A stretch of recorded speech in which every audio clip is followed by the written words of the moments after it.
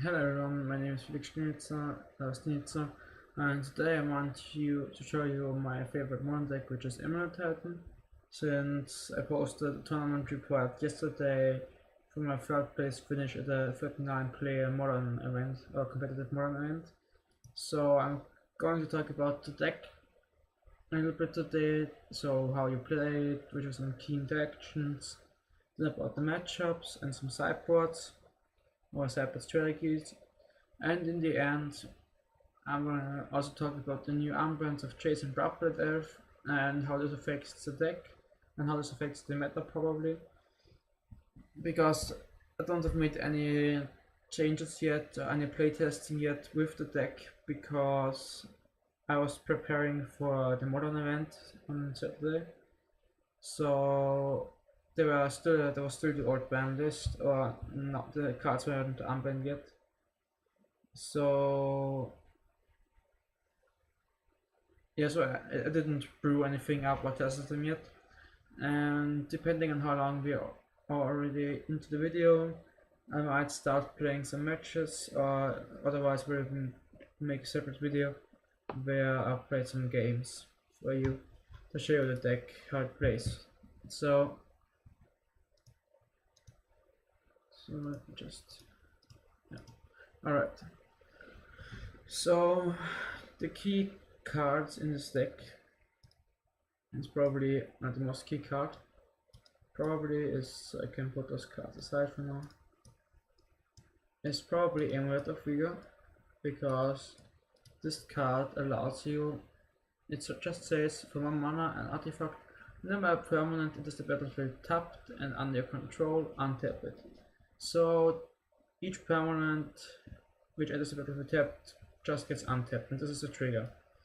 So because it's a trigger, it stacks, which can be important for hand 2 kills and stuff, but we will go to that later.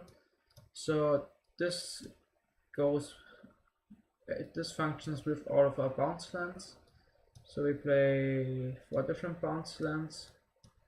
We have the green-red, so the blue-green one, the Semi-Growth Chamber is my main bounce land. Then we have the Cruel Turf, which is the second most used bounce land, and then we have one-offs like Burrow Scars and Stenitzer Sanctuary. This is for the combo kill, which we're going to talk about later. And this is for the backup combo kills if this one gets destroyed. Because in addition with Cruel Turf, it makes red and white mana. So let's put the bounce lands back aside. Yeah, that's the combo. So, and this just says it enters the battlefield tapped. So Amulet triggers and this triggers, and you can stack like that it first untaps and then goes back to your hand. So it untaps, you float 2 mana, and then you choose itself another land to bounce to your hand. So you can make 2 mana with 1 amulet. If you have 2 amulets, trigger stacks. So you have 2 amulets, it enters the battlefield tapped. The first one triggers, you untap it, float 2 mana. The second one triggers, you untap it and float a total of 4 mana, and then you bounce it back to your hand. And the goal, what you try to do with the mana, is to cast Primeval Titan, which is just a 6/6 trample for 6, and when it enters the battlefield or attacks, I can search my library for 2 lands, any lands, not basic lands, and put them onto the battlefield tapped. Here we have the keyword tapped, which allows us to use our Amulet of Vigors and untap those lands.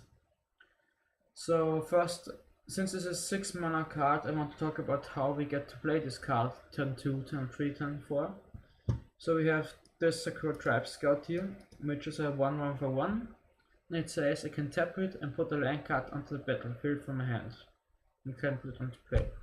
So this list used to run Summer Bloom, and back then it was tier 1, 5 mana and stuff, and got second at Proto Fatal Forge, but then it got banned with Splinter Twin. So Summer Bloom was for 2 mana and sorcery. I get to play 3 additional lands. So with the Amulet out, I can play 3 bounce 3 times, which nets me 6 mana. And this thing is a little bit worse, since you can only play 1 mana, but you can 1 mana land, but you can do it any turn, and also instant speed, which can come up nicely, since first of all you can just play a bounce land, to generate 2 mana if you're comboing off. You can play any normal land, so you can like make extra land drops. And you can also flash in those utility lands like Bojuka, but I'm going to talk about those later. And the fourth thing is, if you have bounce land in hand and your opponent uses something like Ghost Quarter on a bounce land, you just tap this, put the bounce land into play, and bounce the other bounce land to your hand. So you can protect the land's instant speed with this card, which is pretty nice. Then, and the other thing that lets us play additional lands is Azusa, which is like a weaker Summer Bloom. It's on a creature, so you can summon Spect for it, but it only allows us to play 2 lands, and it can get killed in response to the untap triggers or the bounce triggers for more lands. But this just nets us additional 4 mana if you have 1 Amulet out. Then we have the last card that kinda ramps us. It is Explore. So sometimes you cycle Explore to just draw a card. So you play bounce land, untap it for 2 mana, bounce it back to your hand, cast Explore and do the same thing again. So it's just to cycle it through. Or it also helps a lot if you don't have an Amulet, like you play a normal land, then you float mana, cast Explore, play bounce land, and replay the normal land. And also if you have like the nut draw and have 2 Amulets out, you can use Explore to make mana, since you play a bounce land, use float for mana, cast Explore, go down 2 mana, and then again cast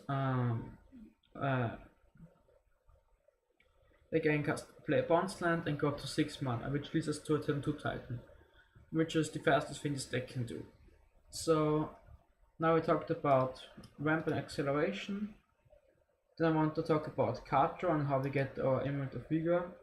The last thing we're going to talk about is Titan. So we have these Ancient Strings here, which is like really the best cantrip in Modern, I think, right now. It's way better than Tron decks, I think, but I really like it in this deck as well, because you find Amulet, Engineer Explosives, and Walking Ballista, and you can find all of those 28 beautiful lands. So you have 34 hits in this deck, yes, and so you almost hit like 2 to 3 cards with it. If you don't have an Amulet, it doesn't matter that much. You put 5 cards to the bottom, and so you will draw your Amulets earlier, and you can dig for utility lands like Tulare West or Cavern of Souls, which I'm going to talk about later as well. Then we have the 5 pacts here. We have 1 Pact of Negation, which is just like, you have those 2 Lyra Vests, I'm going to talk about later about them. You can transmute them just now. You can, this land just taps for blue and it's the battlefield tapped, so it's not just as well with Amulet of Vigor. And for 3 mana you can transmute it, and so this means you discard this and search your library for a card with 0 mana. So we have some one so that, but those I'm going to talk about later, so now I'm getting back to the pacts. First of all is Pact of Negation. You can, like if you play a Titan, you can fetch out a bounce land, like Semi-Growth Jammer most of the time, and then a Tulare West. So both of them enter the battlefield tapped. Amulet of Vigor untaps them, so you float 3 mana and bounce to Tulare West and can immediately transmute it for something for 0 mana, so that can be lands or spells. And if you play a Titan, you sometimes you want to fetch out this Pact of Negation, so you can counter your opponent's removal spell and swing with the Titan for lethal next turn, or counter the big creature that they are going to play, or something like that. This card gets sideboarded out very often because it's only relevant in a few matchups. Or you have like better cards that statistically do more often. You want to draw them or have to have them more often than Pact of Negation. In the most matchups, it's a very niche card where it's either it's broken into the game, but most of the time it's bad. So you rather have like an average card which does like 60% good things in the matchup. And then we have 4 Summoner's Pact. So this lets us tutor up a green creature, like I would say 75% it's Titan and the other 25% it's a Azusa or Tracker main deck, but mostly a Azusa then. You search a green creature and put it into your hand, and the next upkeep you have to pay 4 or you lose the game. So you cast this for 0, play a Titan, ramp some mana, or attack with it, kill your opponent, and don't care about this pact. And when you play a Titan, you can still go again for the Tulare West and make Growth Chamber combo, where you just go and fetch out, and you can play Semi-Growth Chamber and Transmute, untap them, make 3 mana, and tap them again, and fetch out another Summoner's Pact, so you can chain Titan to Titan each turn. And that's a good thing you do against controller midrange decks, like if you think your Titan gets killed next turn, just fetch out another pact, so you have another Titan next turn. And another thing that's important, if you have like 2 Amulets out, you can make enough mana that you can play like 2 Titans in the same turn and give both of them haste and both of them double strike and present a really fast clock. So this is also important to note in the action that Titan can fetch Tulare West in a bounce land and you can toot up Summoner's Pact. Then some more one-offs that you can toot up with the Tulare West package are Walking Ballista and Engineered Explosives. So those two are like the only removal spells in the main deck. Engineered Explosives has its matchup that absolutely does nothing like against control. I mean, you can kill like Search for Scant and Detention Sphere, but that's it. And Walking Ballista has its matchup where it really shines, like it's the card that wins the most games against Affinity, like kill 4 of your guys, and it can even kill Edge Champion, so it's pretty good. The same goes for Engineered Explosives. That's where we go. No, let's finish with the main deck and have the non-land cards and then go up to lands cards. So and then the last card is Terrace Tracker. This is just like you have 2 flex spots in the main deck, because I think the meta right now is a little bit mid-range and control heavy, and you don't have those like unfair combo decks like Storm anymore or Instant Reanimate. Then I would play something like Relic here or Torment Script or Reclamation Sage if Blood Moon becomes more popular, Remnant Excavator if Land Destruction becomes more popular, and on and on. So these are just 2 flex slots you can fill up with cards you want which suit the meta. So I will try lists up with Blabberlev and Chase, but I'm going to talk about that later. So we discussed all cards now, all non-lands cards expect the Mirror Titan.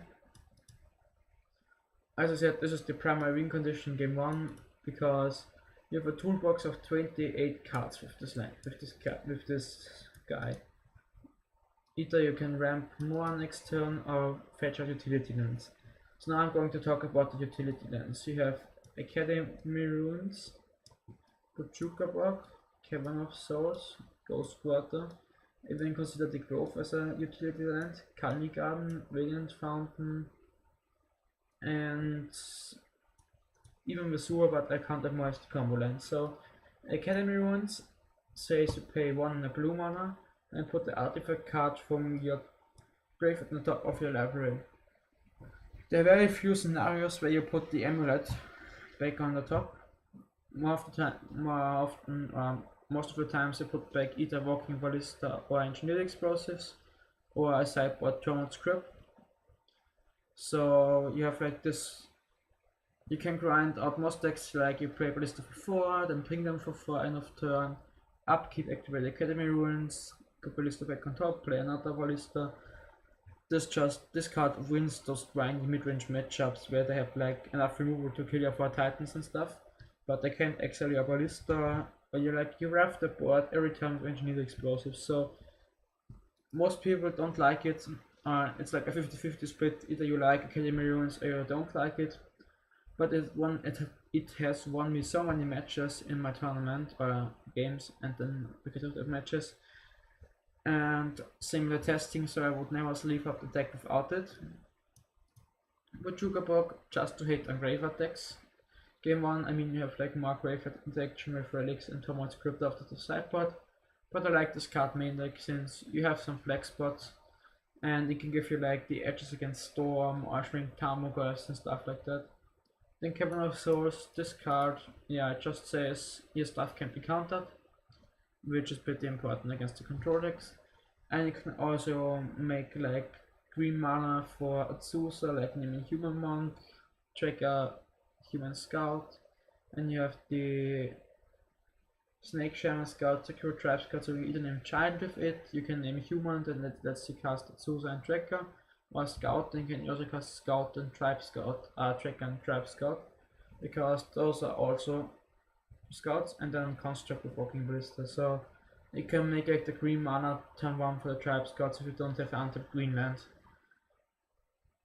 Then Ghost Quarter, there are many decks, so Tron is good right now, that's the reason you run Ghost Quarter main deck.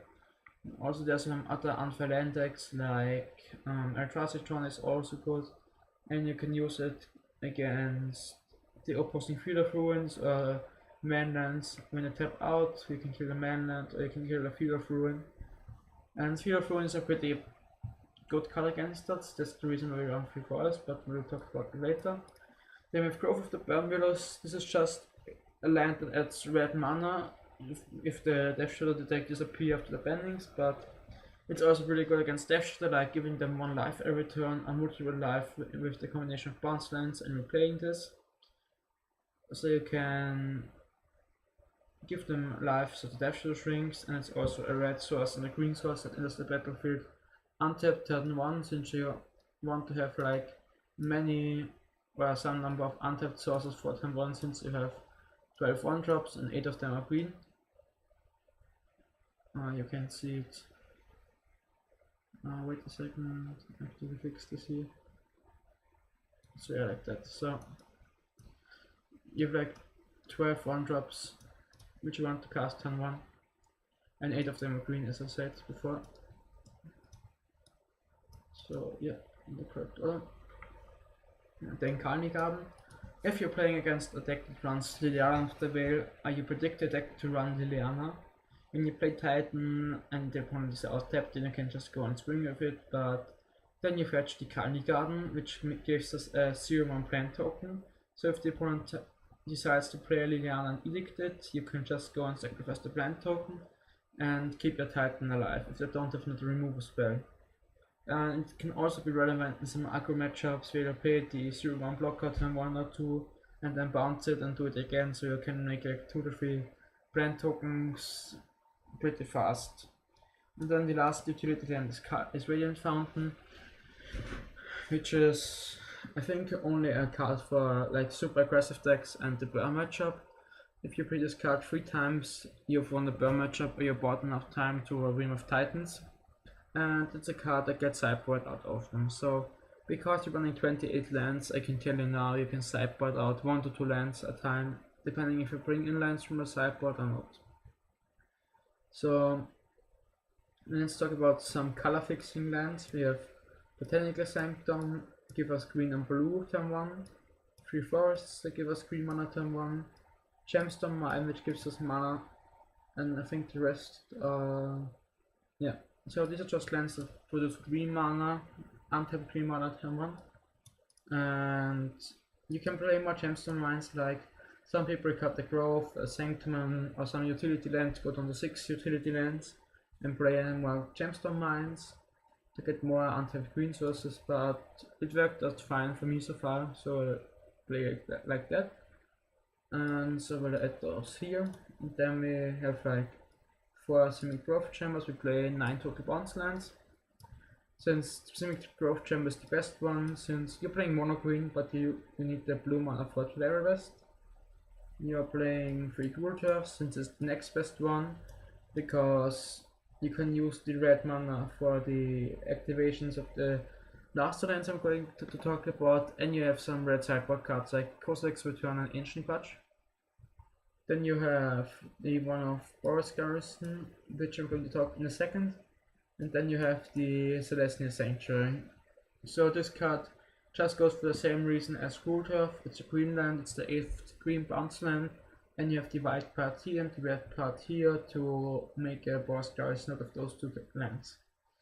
And the last utility land, it's Tulare West, since as I said, you can transmute it, you can toot up any of those pacts, Walking Ballista, Engineered Explosives, or any of those utility lands or combo lands, or you can even toot up a bounce land if you need mana, but I've never done it before I think. And now we have 4 cards left, which is like, now we're going to cast a Titan. When we cast a Premier Titan, and our opponent is tapped out and we know they don't have removal for it, we choose this. Then otherwise we just go Semi-Growth Chamber to Lair Waste. If I know my opponent has like a Wrath in hand and I don't have a second Titan, so I just go for this package. If I know they have an answer to it, to fetch out another pact, which is another Titan.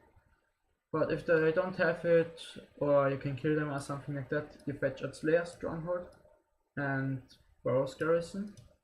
So Slayer Stronghold is a land that taps for 1 mana, or use a red and white, which is the mana that Boros Garrison gives you. And tap it, and target creature gains +2/+0 vigilance and haste. So you play a Titan, that enters the battlefield, you get to choose 2 lands, you choose Stronghold and Garrison, and tap them with Amulet, and then you just use this ability to give it +2/+1 haste to make it a 8/6 trample vigilance haste creature, and you can attack again. So here depends if you have 2 mana extra or a second amulet or not. If you don't have any extra mana or another amulet, you just fetch up some utility lands like Pachuca Walk and Graveyard decks, Cavern against those control decks, or you can just go for the Semi-Growth Chamber and Lair Waste package. But you can't transmute it immediately because transmute is only as a sorcery, so you can't use the mana you filtered from the Lair Waste. But you can leave this untapped, and if you have another green source, you can transmute it second bane phase.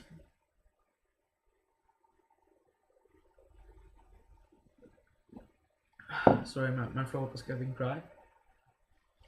If you're successfully attacked with the Primeval Titan and you need haste, then you can fetch out Sunhome, Fortress of the Legion. This is a card that says it taps for 1 mana again, and you can pay 2 red and white and give a creature double strike. So you can give your 8/6 Primeval Titan, give a double strike, so it deals 16 damage to your opponent. And for that you need 4 mana, but you already white and red, so you already played your Boros Garrison. So here's where Vesuva comes in handy, because Vesuva, you just copy the Boros Garrison and have another red duel. So you need like 2 mana floating, like you fetched out, you have a bounce land still untapped, or you can go as a Core Trap Scout and flash a bounce land instant speed. And or you have 2 amulets, then you can attack the Vesuva twice, but you go Vesuva and copy the Boros Garrison, and then you have the 4 mana to activate this and give it double strike to swing for 16, which is like pretty good on turn. It's an average turn 3 Titan, which can even already kill the opponent on turn 3 because they use like Fetch Shock 40s or something, or Fetch Shock. If the case you have 2 amulets, it's pretty much the same. You just can go and untap those lands twice, so you can activate this ability twice, making it a 10/6, and then you can untap the Vesuva twice, so you get 4 mana and can activate it, so this is a 10/6 double strike, so it hits for 20, which is also the only way you can kill turn 2. Like you go double amulet. So I want to talk about the way you kill turn 2.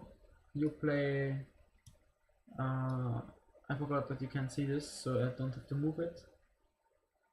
So yeah, so you play the turn 1 amulet, like say of a basic first, you play this. Then on turn 2 you play another amulet using the basic first. Then I cut some cards off, but they're not relevant here. Then you cast a bounce land, let's say a Semi-Growth Chamber, and make 4 mana. Then of this 4 mana you bounce it back to your hand. Of those 4 mana you use 2, you still have 2 floating, and cast the Explore, so you can play additional land and draw a card. Then you play this again and float again 4 mana, so 2 + 4 is 6, and this allows us to play it as the Primeval Titan. When we play this Primeval Titan, it triggers this Enter the Battlefield trigger, and we fetch out Slayer Stronghold and Boros Garrison. Both lands untapping twice, so we can stack it like this untaps, then this, then this, then this. So Boros Garrison untaps, Slayer Stronghold untaps, we pump it, then those 2 untap again, and we pump our Titan again, and then once either the forest is their stronghold, it doesn't really matter. We just have to keep the boss garrison around. At this time, our Titan is at 10-6, Vigilance, Haste, and Trample. Then we attack and triggers again, and we fetch out the Sun Home, which allows us to give a double strike, and the Vasua. And because we have two amulets,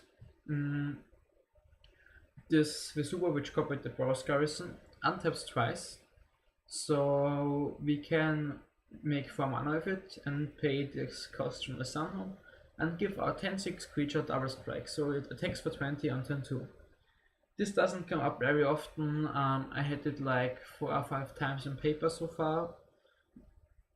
Sorry, and I've played the deck for around 2 months now in paper, 2.5 months, so you can say it happens twice a month.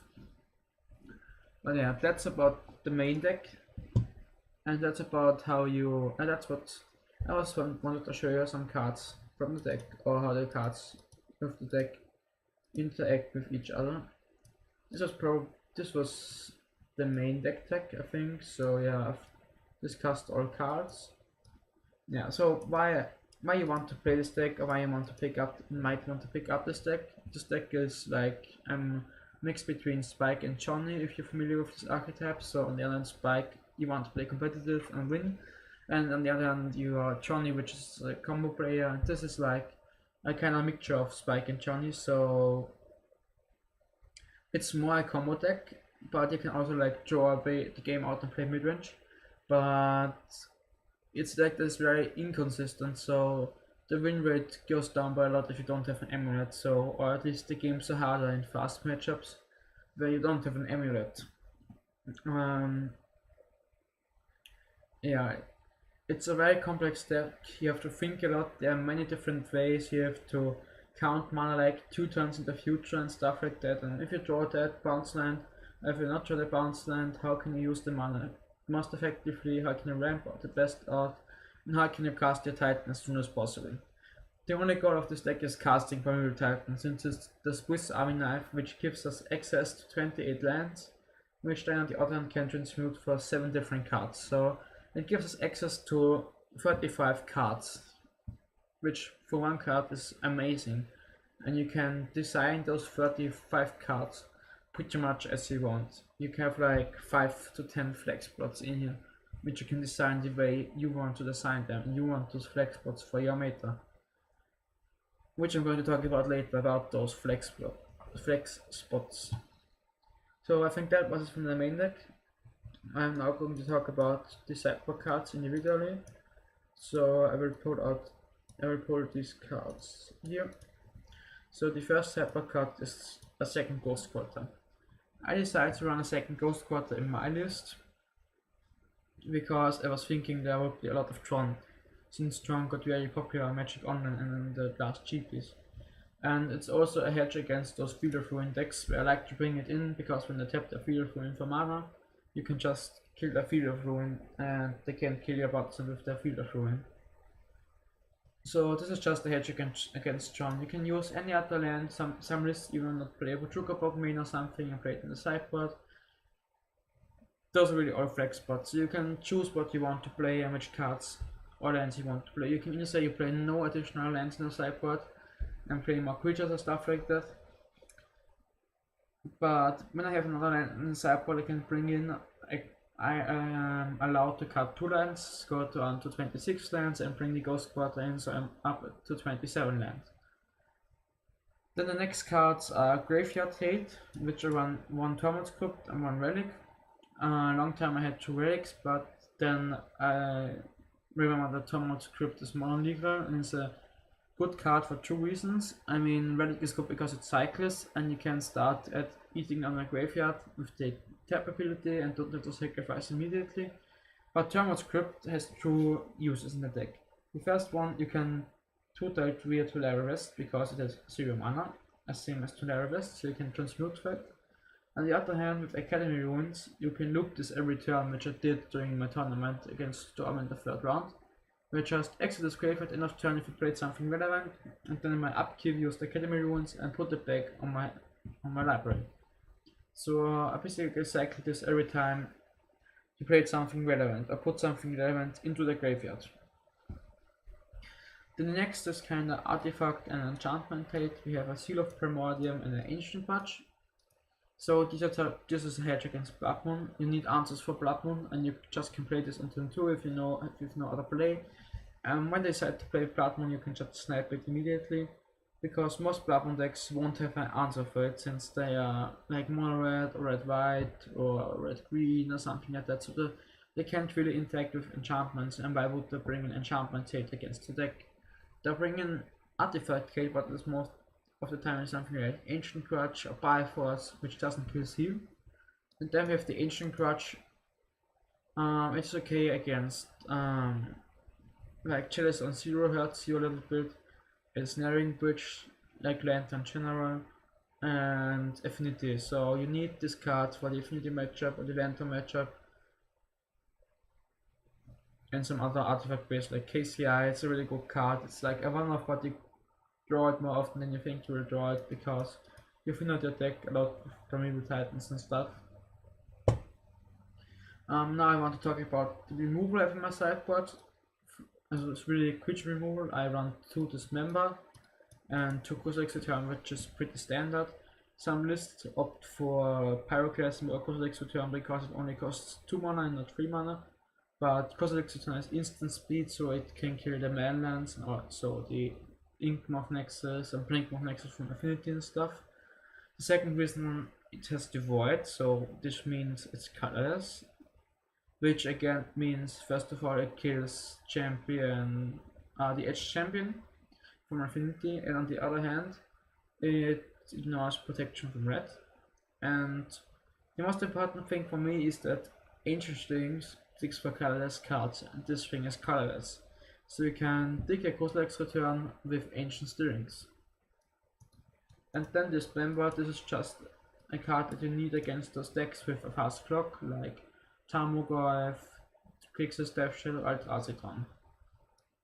Just 1 mana kill the biggest creature in the board. Then I have like a toolbox package of Remnant Excavator and Reclamation Sage, which basically this is one for decks where they play stuff like Field of Ruin or Fulminator Mage, or even against Liliana after Veil decks, because you can discard the lands and play them safely, or some decks even run Ghost Porter, but that's not used as much as now. Most of the decks like to run Field of Ruin now, so this is just against decks where, or even Lantern, where they kill, so they mill my lands, or I have to discard the lands, or they kill my lands and stuff like that. So just can play the land cards from my graveyard. So I have to talk more slow, I think. And the other toolbox card is this Reclamation Sage. You can total it up with Pact and kill the Blood Moon, or it's okay against Affinity and Lantern and stuff, but it's mainly there to kill the Blood Moon, because if you have one of those, you won't draw it, but with Summoner's Pact you have like 5 copies of Reclamation Sage. So with Seal you have like 6 ways to get rid of Blood Moon. If you cast Engineering Explosives on 3 before, you have like 7 ways to get rid of Blood Moon. Because Blood Moon kills this deck a lot, I think. And then you have like 4 more cards in my sideboard, which is another toolbox package. I run a Chameleon Colossus. This is a hedge against, I mean, it comes against most of the decks by a mid-range, either they're black or not, but it just attracts Grixis Death Shell or Grixis Delver and stuff, so all the decks with like black creatures and the big delve creatures, and only terminate as the removal and push as the removal, so it's pretty good against those decks. And then we have the Obstinate Bailoff, so pretty much the same reason. It's one, on the other hand, is good against Burn, which the Colossus is not, since it gives you 4 life. But it's amazing against that Thoughtseize or Liliana decks. Like, you have a pact in hand, they Thoughtseize you, you cast a pact, fetch a Bailoff, and they're forced to discard a Bailoff. So, also it's a 4/4 that gains you 4 life, so pretty good card on its own.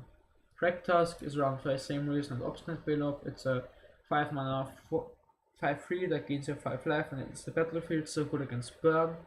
And then you also have it also is good against spore types because you get the free token, and it's a good beater And I can trade like against a Grimflay or a Tarmogoyf and then still leave a free creep behind. And then the last card, which I think is the most powerful sideboard card overall, is Hornet Queen. You can play this card as early as turn 4 in this deck, and I did it several times at the tournament, and it won me several times the post-product games, because just making 5 death touching flyers, all the creature decks can beat it, like Affinity struggles to beat it, Human struggles to beat it, also Traciton and stuff like that. They can't beat those 5 death touching creatures. Oh, sorry, it's pretty late here. It's already 6 PM and I woke up early today. But yeah, this card is like one of, I think it's the best sideboard card you have in the deck. It easily single-handed, all on its own, it wins almost all creature matchups. So you know some of 15 sideboard cards. Now I'm going to discuss how a sideboard. So there are 2 major strategies with this deck on how you sideboard. The first one is playing against fast, aggressive decks or other combo decks. You don't want to sideboard much in these matchups, since you have to be as fast and as streamlined as possible, but sometimes you need interactions because the deck is much stable or much more consistent than yours. So against saying something like Affinity, which I brought in was the additional Ghost Quarter to kill those minions, Seed of Primordium, Ancient Grudge. This member because they need the removal from Master and stuff. Those Cossacks returns, because they're just insane against Affinity. Direct Stage because it's a good tool, and Hornet Queen.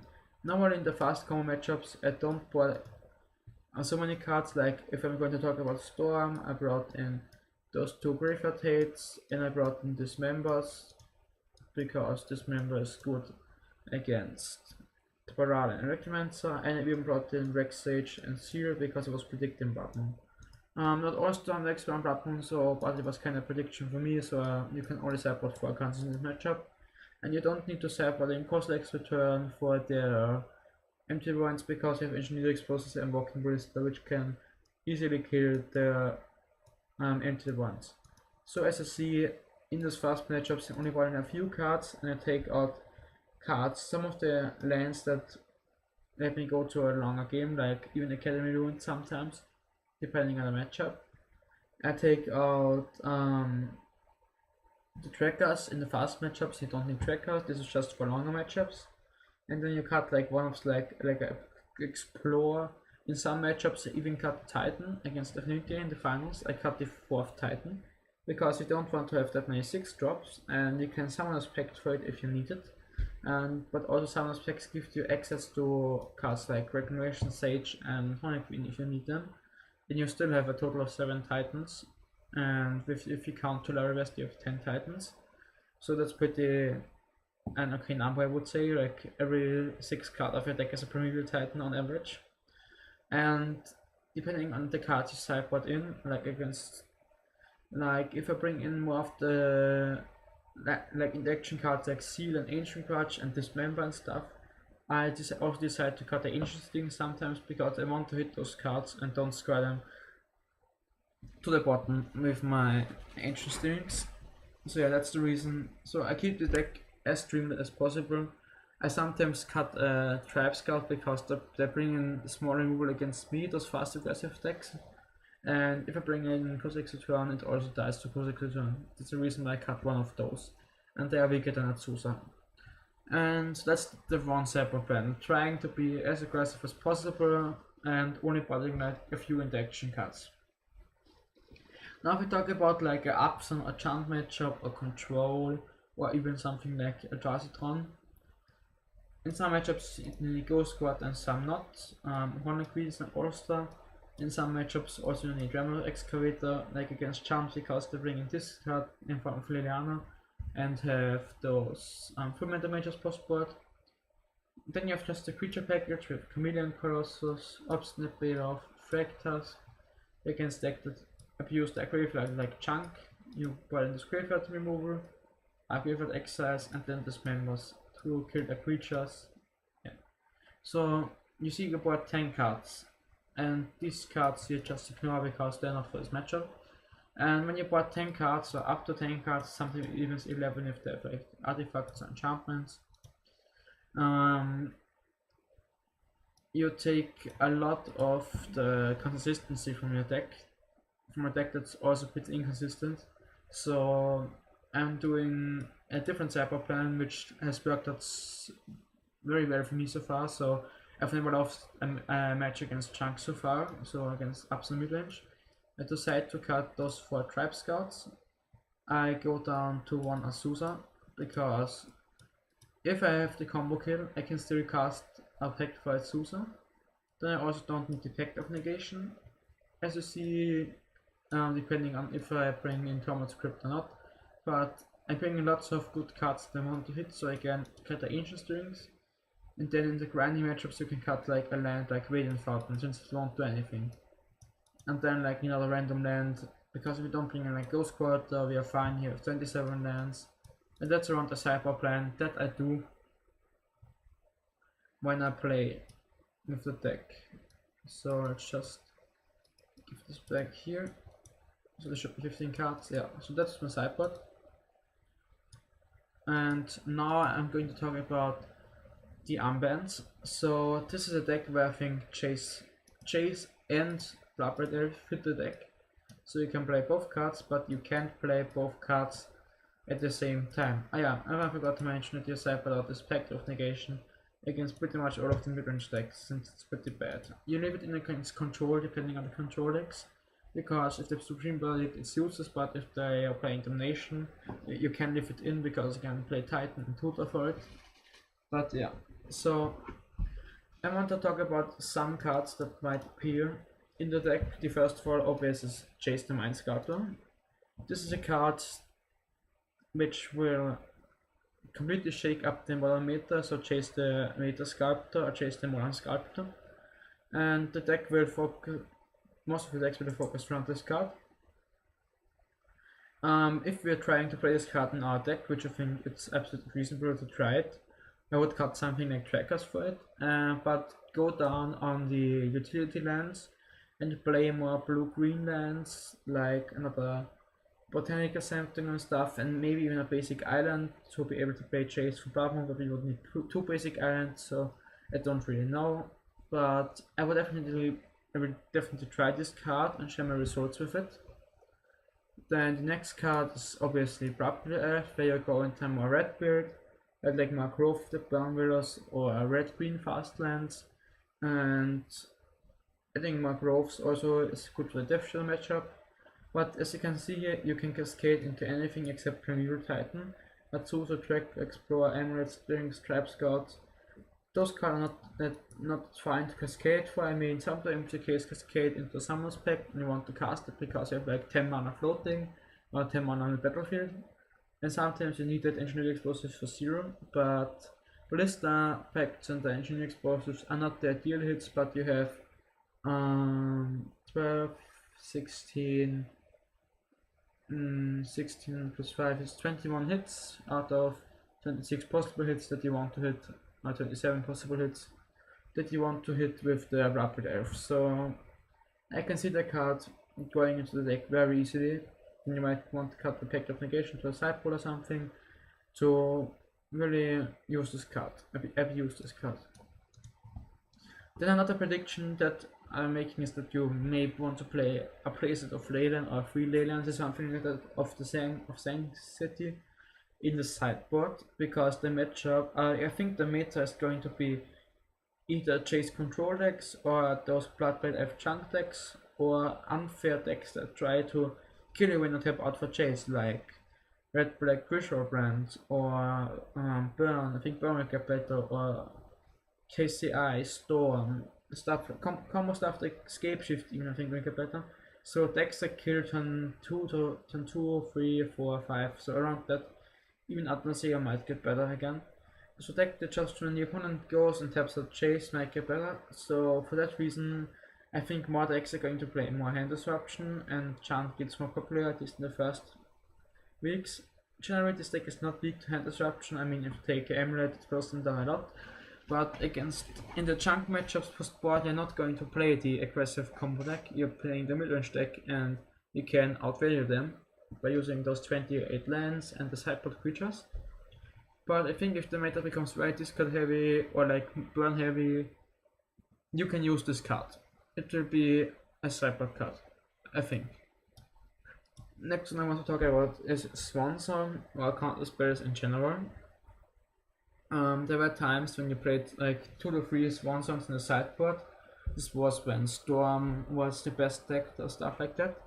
But right now I don't think Swan Song is needed because the meta is not that combo orientated.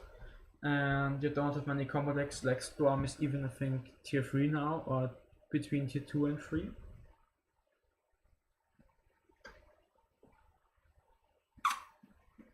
So I don't think there's a need right now for this Swan Song. But as I'm going to predict that the meta will get more unfair, I think you will need this card in the sideboard again. Then the next thing is Chalice. Already said, unfair decks might get better, so we need ways to stop them. And Chalice on 0 or Chalice on 1 or Chalice on 2 kills many decks, like Chalice on 1 against Burn. And then we have the time to deploy our threats without those cards, and yeah, I think Chalice can be even a main deck card since we again can transmute with Twilight West and play the Chalice. But like one of or Ballista or something like that, I don't know. I really have no clue how the meta will shape up. But that's a card that I will have high on my list since it can be a free-win card against many matchups.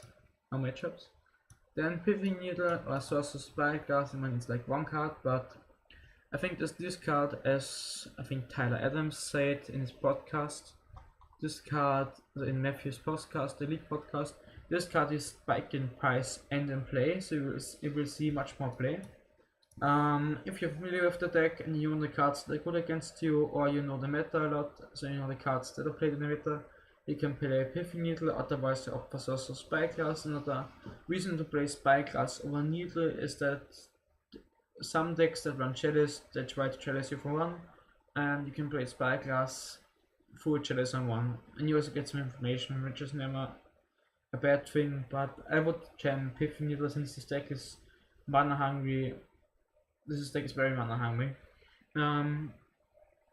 You can name like Field of Ruin is really good, Chase, or even some other cards like Fulminator Mage, Liliana of the Veil. So right now I don't think it's needed, but I don't know how the meta evolves, how the meta will be, so I will definitely try out those on my sideboard or pick up some number of those for the sideboard. Then we have Better Skull. This could be a main deck card even, because you can hit with ancient things. Like if your meta has a lot of humans and burn stuff, I would play it over Tireless Tracker, because it's like a 4 for lifelink that you can attach to a Titan. Then it's a 10/10 lifelink trample. When you give it Vigilance and Haste to abuse more of its lifelink. But I think Better Skull is a very underrated card in Modern, especially in a deck where you can play it on turn 3 on the play, and they can play a turn 3 Better Skull. And that's never a bad thing. And the lifelink can be pretty important, as already said, depending on how the meta evolves. And it also gives Vigilance to a Titan, so it gives lifelink and Vigilance, which is so you can attack with it, fetch your talent, and still block. Fetch out lands. So the last 2 cards I want to talk about are utility lands. First of all, this is Seijiri Step. I don't know how to pronounce it, I have no clue. But this card enters the battlefield tapped and taps for white mana and gives a creature I control protection from the color of my choice until the end of turn. So if something like Death Shadow sees spikes up in play, or like Burn, so decks that mostly play 1 color, you can play this and then just fetch it out while attacking with Titan, and they can block it, and which is pretty much the end for Death Shadow when you attack with an 8/6 Titan. But it can also be good against path to extra stuff if you can flash it instant speed with the Sacred Tribes card. This is one of the cards I predict could fit in the deck, but depending on the meta, how the meta will evolve. And the last card is Mochimaya, so I think Control will have a huge uptick, and this is a card I had in the sideboard for a while, but I cut it because there was not much control, and it's a bad card. It's only good in the control matchup, so it's a bad card in all the other matchups. It just says it is the battlefield tab, and when it's the battlefield I can put target creature card from my graveyard on the top of my library. So with the addition of 10 bounce lands, I can abuse this effect 12 times with Vesuva, so Vesuva once Vesuva, 10 bounce lands, and I can play it. So I have lots of ways to, in those matchups, like play a Titan, make a counter, okay, I play Machimaya, put the Titan back on the top. So this is a card that I think I will put in my sideboard, even in the main deck, depending on how the meta shapes up. As that was my prediction. That were my predictions for the arm bindings. So I'll just go and discard this here now. Sort my sideboard again, sort my main deck again. And now I think I will show you one more match here, because we only have like 50 minutes. So I will timestamp to this, to right here, so you can join me and watch me match. So I'm just taking my deck list again, so nothing happens wrong. Going to connect the xmatch.de server. Let's jump into a modern deck. So as I said, this deck has some bugs online, but I'm willing to play a match for you with it. So now one table open, so let's just go and fetch out the small one. There it is, modern Amulet Titan. Let's just wait if someone joins. If not, I will make a cut here, although I don't know how cuts work yet, but yeah. I will try to make a cut or make a second video. Your game can start. Great, someone already joined, although he has bad rating, but let's see. Your game has started. So can you see everything? Now you can see the concede button. So I guess I have to do it like that. Yeah, and here I can see the faces again, the concede button. So this hand, I think this hand is pretty good because we have like the Titan. We play our first spell turn 3 unless we top take an Amulet on turn 2 or a Greenland. But I think it's a keep. I mean, if we play now against Storm or something like that, we would lose, but in the blind I would keep this hand. So I'm just thinking of this land and opponent like, what card is he playing? What deck is that? I don't know. But so we're playing against mid-range, I guess, if they're playing Templars. It's not a modern meta deck.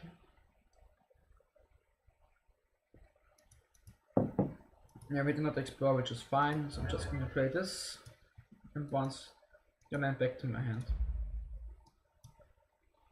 I think I will need an Ancient Strings next turn. So I plays Advocate, yeah, so Budget Grave, I guess.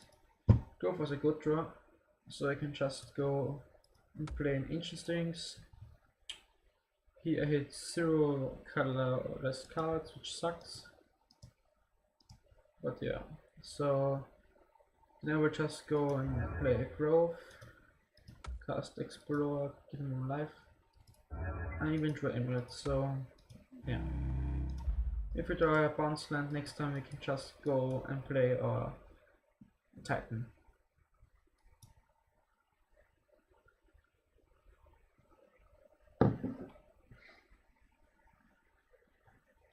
Our opponent still has no clue what we are playing, I guess. They cast a Traverse, so they can Delirium. Is this an old? No, it's not an old standard deck. Okay, so if I just a forest that I can see. Play the forest and Abrupt Decay and a Primer Druid. Interesting. And it takes for 2. Alright. Yeah, hooray, we drew a bounce land. So you have to stack it like the bounce trigger happens first, and then you have to click on the bounce trigger. So we untap, float 2 mana, and bounce the land back to our hand. Now I just go for a Pact, play Primeval Titan, and just go and cast it the other way around so it doesn't gain those life. So now this triggers, I can just go, as you can see here, okay, that fixed the bug. There are already 3 Primeval Titans left because maybe there were only shown 1 because the Ancient Strings were on the bottom, but they fixed the bug, so it's alright. So I'm fetching here the Boros Garrison, and the Slayer Stronghold. So as I said before, click on the bounce trigger first. So untap, untap, give him haste, and then let's just bounce this back to my hand,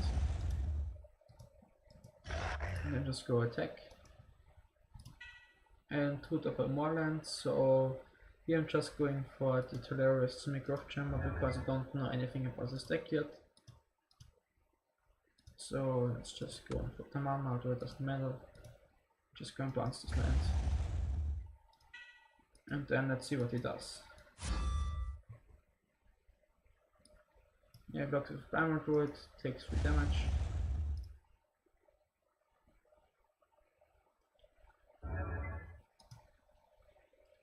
So now we can play an Explorer. Play this thing again. Untap it, tap it, bounce it, and play Sacred Tribe Scout and pass the turn.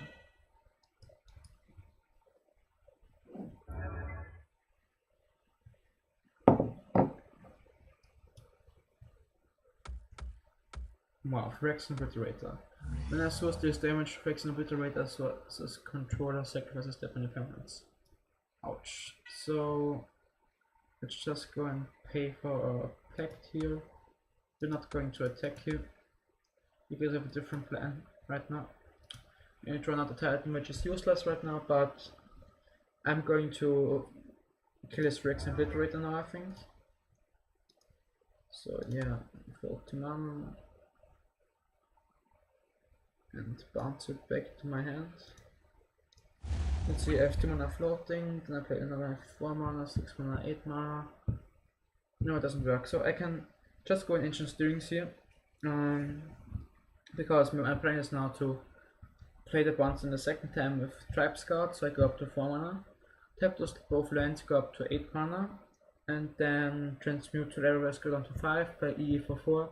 And I have 1 floating. So I will just go and play Ancient Stirrings here, because if I hit an Amulet, I can, yeah, which I did. So right now the real fun starts. I'm just going to cast the second Amulet of my floating mana.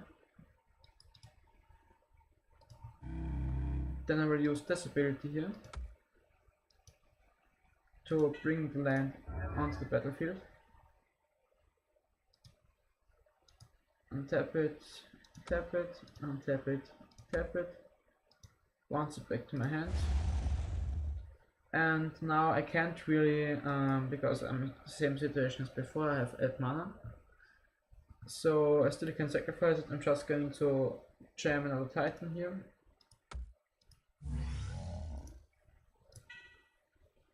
And now I can just go and do stupid stuff like get the Carney Garden to prevent him from blocking, and I guess another Growth Chamber. So like this. Maybe we could have done it right now, so we could have made more mana, but I don't really care. Make more mana.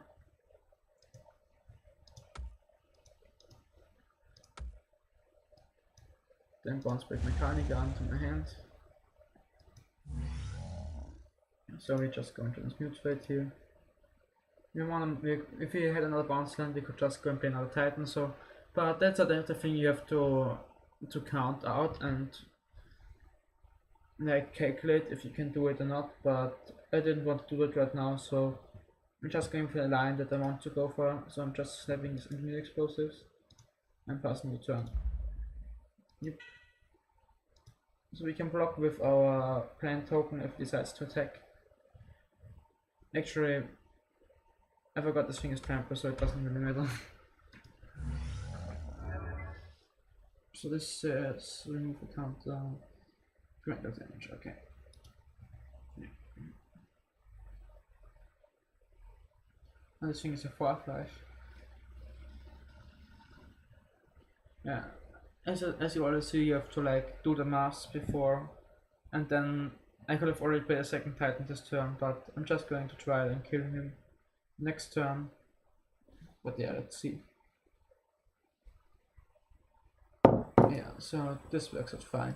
No pack to pay for. So just leave with an engineer explosives for 4 mana.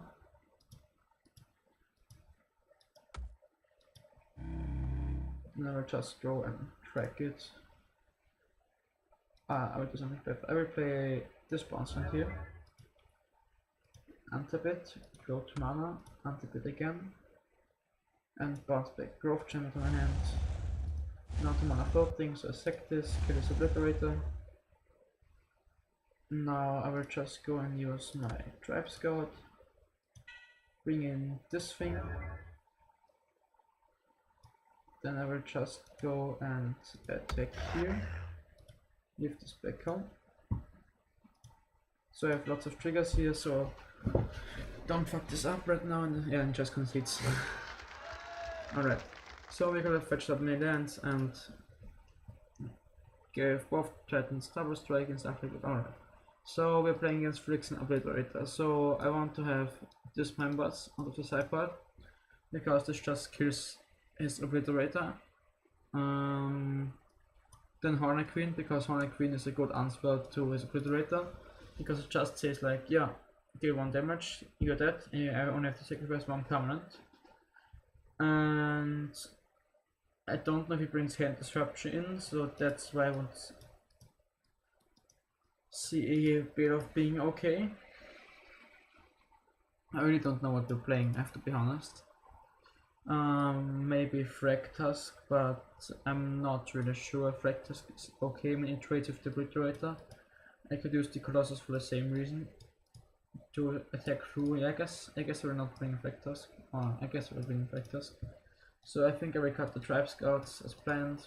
I will cut the Radiant Fountain, and I think I add Susan. No, I'm probably a Tracker, because I'm bringing like the big things.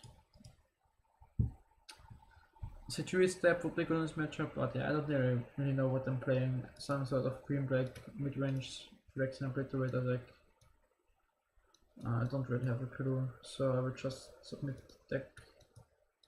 There's my 4th Summons Pact. Wow. I brought this out instead of Radiant Fountain. Well, good thing that I just double checked. Yeah, just go submit this thing. Your game has started.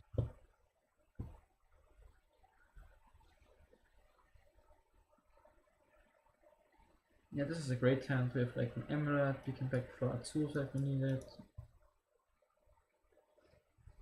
Having double forests is like something can be a handicap, but I think it's fine here.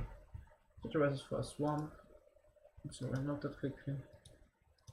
And wow, so yeah, this is turn 2 kill, boys. I get a turn 2 kill on stream. Yeah, well played.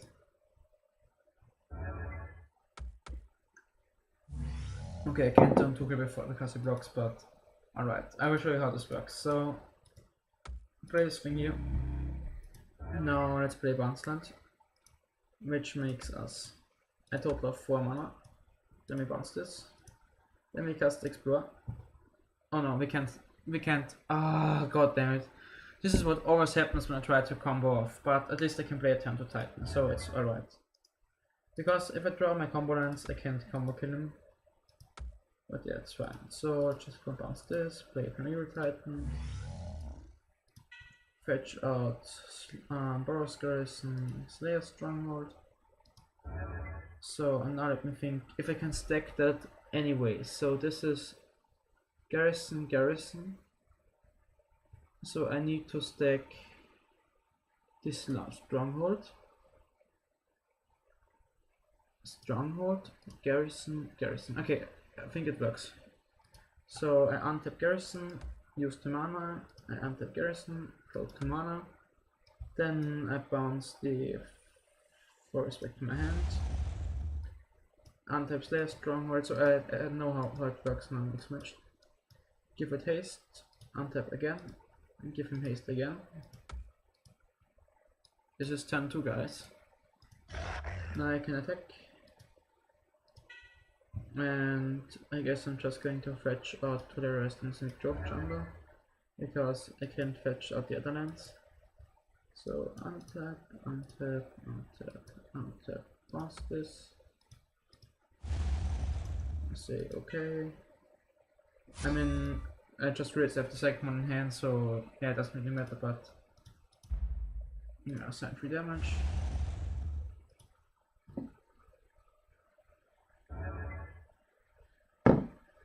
And so if he doesn't have removal here, or even if he has removal here, I can kill him next turn.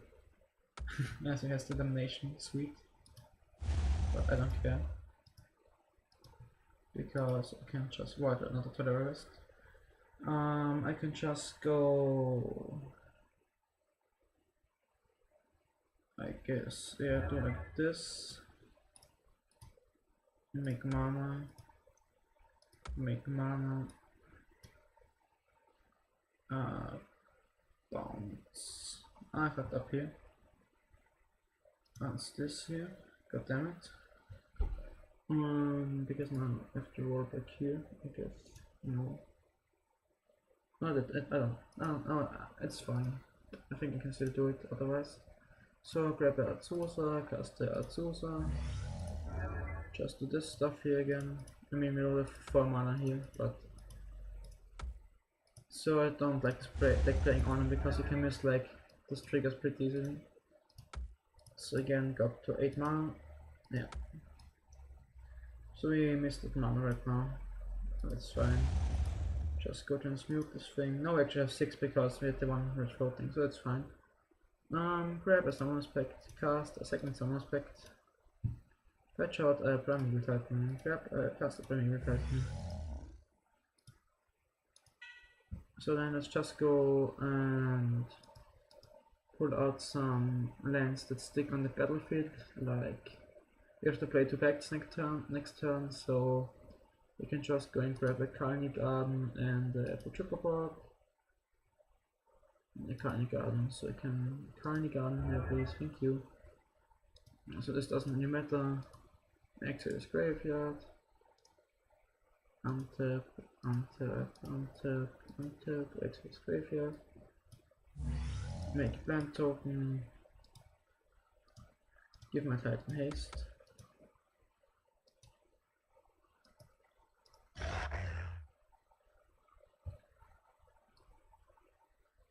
Swing with it. Fetch out Semi-Growth Chamber and Celestial Sanctuary. Make lots of untaps, I don't care. Bounce back this thing, bounce back this thing. Yes, we can pay our pack next turn. Just hit him down to 5, discard, forest I guess.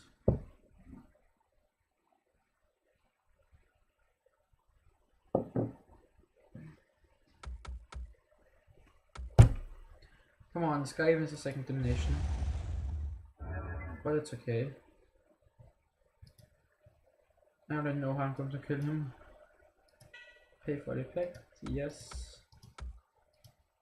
Pay for the effect, yes. Yes.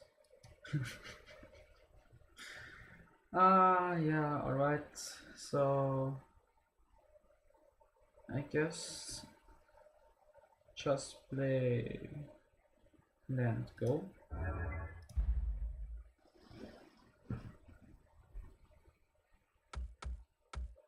That's alright. I don't care. Yeah, that next turn. Play Semi-Growth Chamber.